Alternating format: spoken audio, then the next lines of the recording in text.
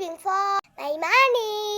So every day I will pick a random card and the number on that card that I pick is what amount of money I will gonna put in my ampao. So I have two different cards. It's a photo card because I don't have a paper card. So let's go. So first is I'm gonna start on the Pokemon card.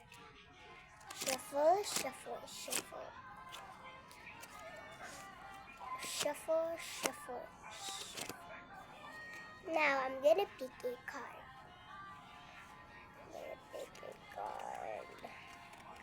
So I picked 50 pesos.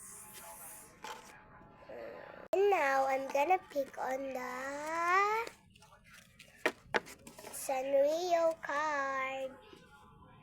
Let's start. Oops. Shuffle, shuffle, shuffle.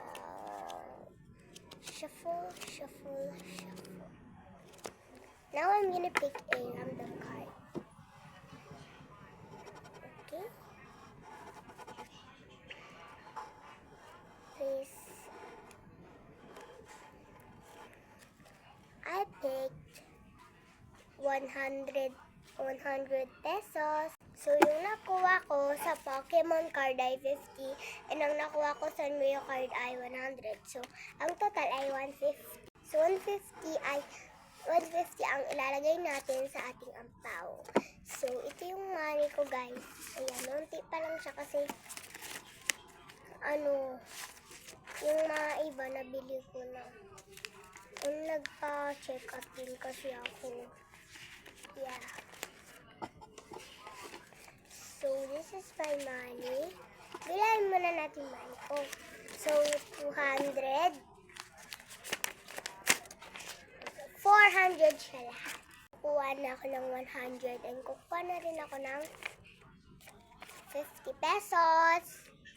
Yan siya, guys. Yan, pinagano ko na siya. Nahulog yung yung 100. Kaya kayo na. So now, let's put it na in my ampao.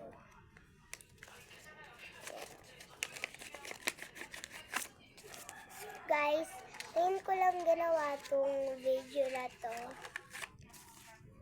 Kasi nagpa-practice ako kanina. Ngayon ko lang siya na-upload. Bye-bye! Thank you for watching!